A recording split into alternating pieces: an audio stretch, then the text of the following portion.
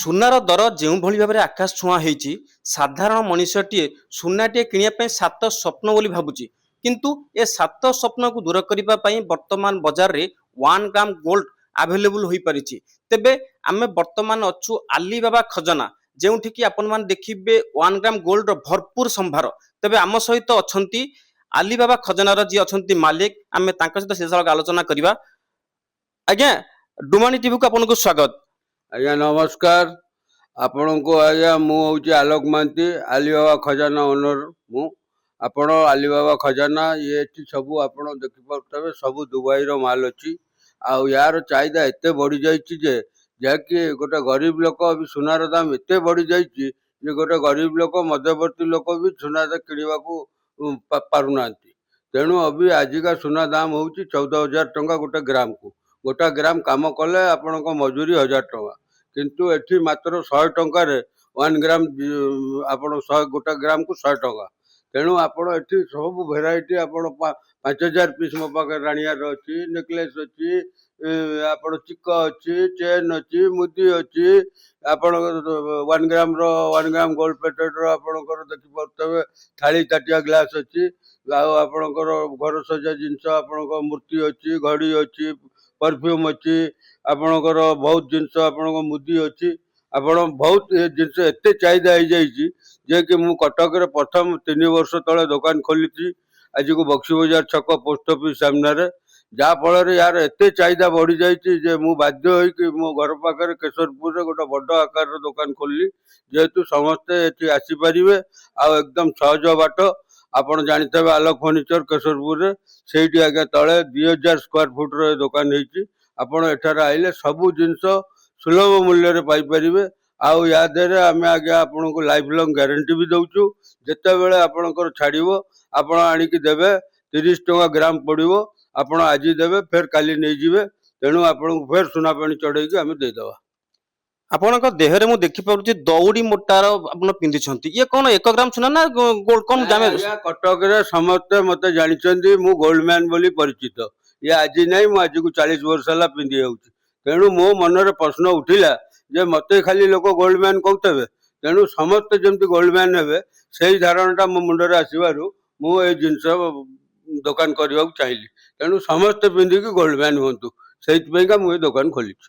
ଆପଣ ଶୁଣୁଥିଲେ ଆଲୋକ ଭାଇ, ଯିଏ କି କଟକର ଗୋଲ୍ଡ ମ୍ୟାନ ଭାବେ ପରିଚିତ। ସେ ମଧ୍ୟ ଚାହିଁଲେ କି ମୁଁ ଏକା ଗୋଲ୍ଡ ମ୍ୟାନ ହେବିନି, ମୋ ସହିତ ସମସ୍ତେ ମଧ୍ୟ ଗୋଲ୍ଡ ମ୍ୟାନ ହେବେ। ସେଥିପାଇଁ ସେ ଏ 2,000 ସ୍କୋୟାର ଫୁଟରେ ଗୋଟେ ଗୋଲ୍ଡ ମ୍ୟାନ, ସମସ୍ତେ ଗୋଲ୍ଡ ମ୍ୟାନ ହେବା ପାଇଁ 1 ଗ୍ରାମ ଗୋଲ୍ଡର ଗୋଟେ ସମ୍ଭାର ଖୋଲିଛନ୍ତି। ତେବେ ଆମ ସହିତ ଅଛନ୍ତି ଏଇ ଆପଣଙ୍କର ଏଇ ଶୋରୁମର ଅନ୍ୟ କର୍ମଚାରୀ ମାନେ, ଆମେ ତାଙ୍କ ସହିତ ଆଲୋଚନା କରିବା କଣ ରହିଛି ଏ ଗୋଲ୍ଡ ମ୍ୟାନର ଇଏ। ଆଜ୍ଞା, ଆପଣ କଣ କହିବେ ବର୍ତ୍ତମାନ 1 ଗ୍ରାମ ଗୋଲ୍ଡ ପାଇଁ ଡିମାଣ୍ଡ ବଢୁଛି ନା କମୁଛି? ନାଇଁ ବଢୁଛି ନା, ଡିମାଣ୍ଡ ବଢୁଛି, ବହୁତ ବଢିଆ ଚାହିଦା ବି ଅଛି ୟାର। ବାହାଘର ଫାହାଘର ହେଲା, ବ୍ରତଘର ହେଲା, ବଢିଆ ଚାଲିଛି। ଦୋକାନରୁ ଦଉଛନ୍ତି ଆପଣ ସବୁ।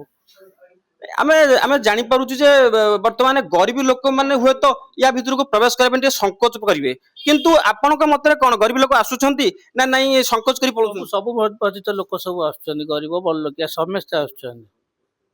ଆପଣ ଶୁଣୁଥିଲେ ଇଏ କର୍ମଚାରୀ ଜଣେ ଥିଲେ, କିନ୍ତୁ ଆଜି ଆମର ସୌଭାଗ୍ୟ ଏଠି ଜଣେ କଷ୍ଟମର ହେଇ ଆସିଛନ୍ତି। ଏଇ 1 ଗ୍ରାମ ଗୋଲ୍ଡ କିଣିବା ପାଇଁ ଜଣେ କଷ୍ଟମର ଅଛନ୍ତି, ଆମେ ତାଙ୍କଠୁ ସିଧାସଳଖ ପଚାରି ବୁଝିବା। ଆଜ୍ଞା, ଆପଣଙ୍କ ପରିଚୟ କଣ?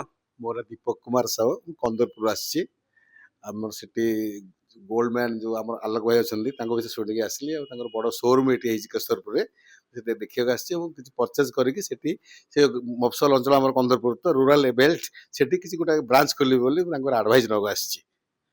ଆପଣ ଶୁଣୁଥିଲେ ଜଣେ କଷ୍ଟମର ପରଚେସ୍ କରିବା ପାଇଁ ଆସିଛନ୍ତି ଏବଂ ତା ସହିତ ନିଜର ଗୋଟେ ବ୍ୟବସାୟ ମଧ୍ୟ କରିବା ପାଇଁ ଆଲୋକ ଭାଇ ସାଙ୍ଗରେ ଯୋଗାଯୋଗ କରିବା ପାଇଁ ଆସିଛନ୍ତି। ତେବେ ଆମ ସହିତ ଆଉ କିଛି କର୍ମଚାରୀ ଅଛନ୍ତି, ଆମେ ତାଙ୍କ ସହ ସିଧାସଳଖ ପଚାରି ବୁଝିବା। ଆଜ୍ଞା, ଆପଣଙ୍କ ପରିଚୟ ଦେବେ?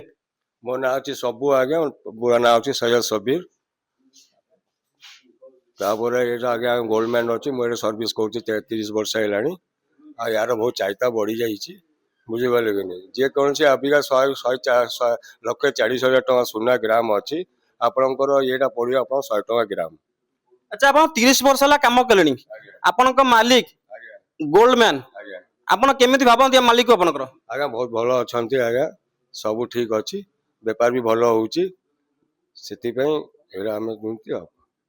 ଆପଣ ଶୁଣୁଥିଲେ କର୍ମଚାରୀଙ୍କର ମଧ୍ୟ ମାଲିକ ପ୍ରତି ଗୋଟେ ସେଇ ଭାବନା ଅଛି ଯେ 30 ବର୍ଷ କାମ କଲେ ନିହାତି ଭାବେ ସେ ମାଲିକ ସେତିକି ଭଲ ନିହାତି ହୋଇଥିବେ, ଏଥିରେ କୌଣସି ଦ୍ୱିମତ ନାହିଁ। କାହିଁକି ନା ଗୋଟିଏ ମାଲିକ ପାଖରେ ଯେତେବେଳେ ଜଣେ କର୍ମଚାରୀ 30 ବର୍ଷ କାମ କରୁଛି ତ ସେ ମାଲିକ ପାଖରେ ସେ କର୍ମଚାରୀ ସେତିକି ଭରସା ବିଶ୍ୱାସ ମଧ୍ୟ ରହିଛି।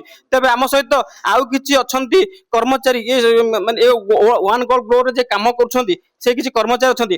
ଆଜ୍ଞା କଣ କହିବେ ଆପଣ ଏଇ ଯୋଉ କେଉଁ ଭଳି କଷ୍ଟମର ଏଠିକି ବେଶୀ ଆସୁଛନ୍ତି?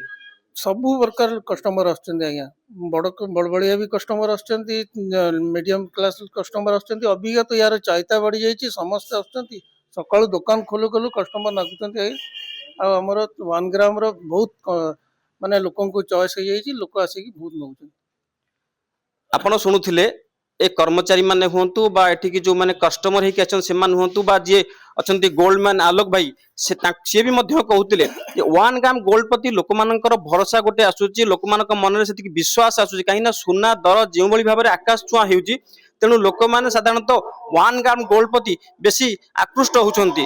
ତେବେ ନିଶ୍ଚିନ୍ତ ଭାବରେ ସମସ୍ତେ ସୁନା ପିନ୍ଧନ୍ତୁ ଏବଂ ସମସ୍ତେ ସୁନାକୁ ଉପଭୋଗ କରନ୍ତୁ, ଏହା ହେଉଛି ଏ ମାଲିକଙ୍କର ଉଦ୍ଦେଶ୍ୟ। ସେ ନିଜେ ହେଇଛନ୍ତି ଗୋଲ୍ଡ ମ୍ୟାନ ଏବଂ ସମସ୍ତଙ୍କୁ ମଧ୍ୟ ଗୋଲ୍ଡ ମ୍ୟାନ କରିବା ପାଇଁ ତାଙ୍କର ଇଚ୍ଛା ରହିଛି। କଟକରୁ ମାୟାଧର ରଥଙ୍କ ରିପୋର୍ଟ, ଡୁମାନ ଟିଭି।